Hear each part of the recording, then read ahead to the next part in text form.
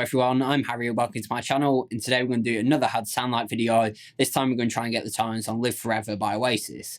So before we get started, if you like this sound like video at any point, please leave a like, comment, subscribe, and hit the little bell notification for me as well. It really does help me out a lot, and that way you won't miss out on my future uploads. There's going to be affiliate links down in the description to every piece of gear I used in this video and to record my videos. These do help support the channel out further, so I'd really appreciate if you go and check them out. So I should say I managed to find a full multi-track of this. I'm able to isolate all the guitar parts and listen to get closer that way. But that also means I can record my own in and mute the originals while keeping the original drums, bass, and vocals. So this is a classic Oasis song, probably one of their best in my opinion. And today we're going to try and get the tone. So I recently got sent this, which is the American Acoustasonic Jazzmaster from Fender, which nails a lot of acoustic stuff and it's really easy to record with.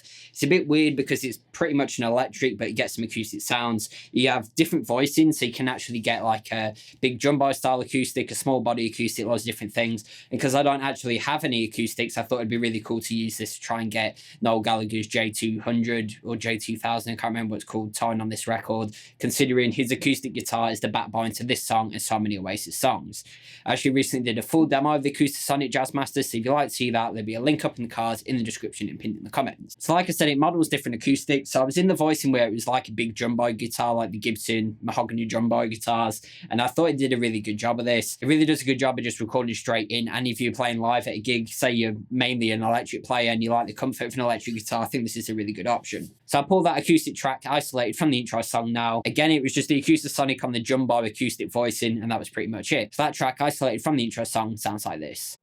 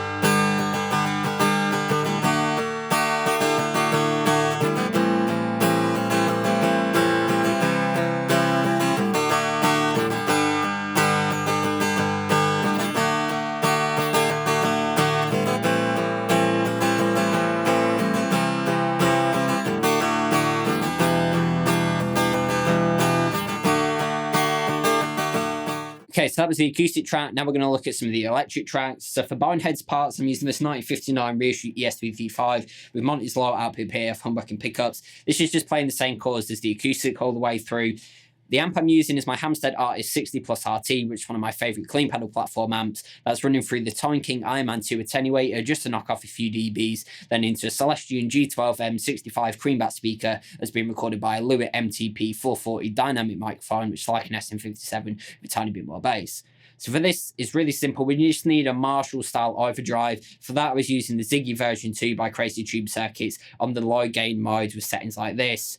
And then I just had a little bit of spring reverb coming from the Source Audio Collider as well. So I pulled Bonehead's rhythm track isolated from the intro song, just bearing in mind we're using the Ziggy version 2 for kind of like a Marshall gain structure, and then a bit of spring reverb coming from the Source Audio Collider.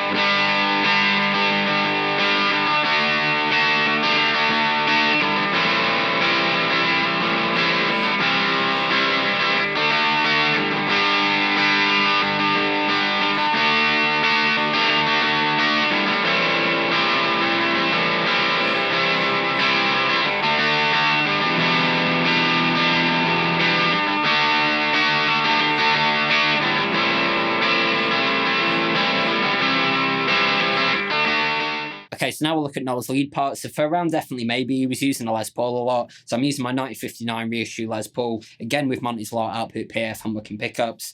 So we have one main track that comes in where it's kind of got some, it's kind of like a rhythm lead overdub where it's like...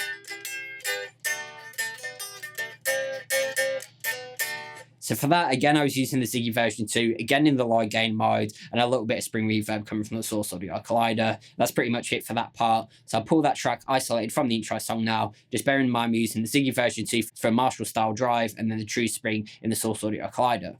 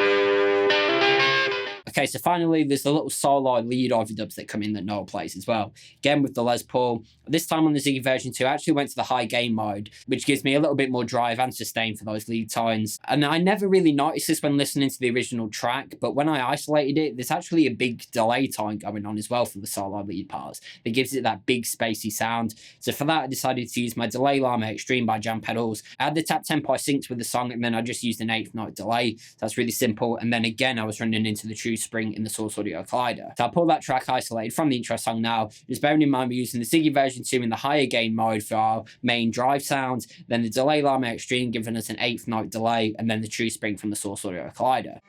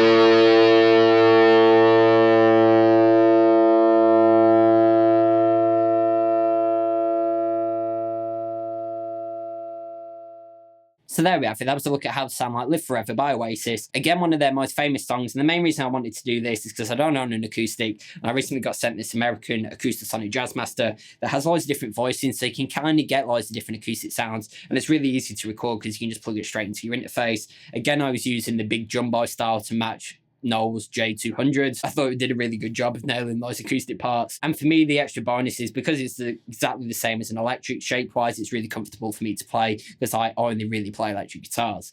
Again, if you want to see my full demo of the Acoustasonic Jazzmaster, there'll be a link up in the cards, in the description and pinned in the comments. Then having the ES235 for Bonehead's rhythm parts, as well as my 1959 reissue Les Paul for Noel Gallagher's parts really came in handy. The Ziggy version 2 giving us the low gain drive for most of the parts, and then the higher gain drive for the solo parts as well came in handy. Of course, having the true spring from the Source Audio was really cool as well, but then having that delay that I never really noticed before, but heard as soon as I isolated the original tracks, coming from the Jam Pedals delay Llama Xtreme, which is one of my favourite delay pedals.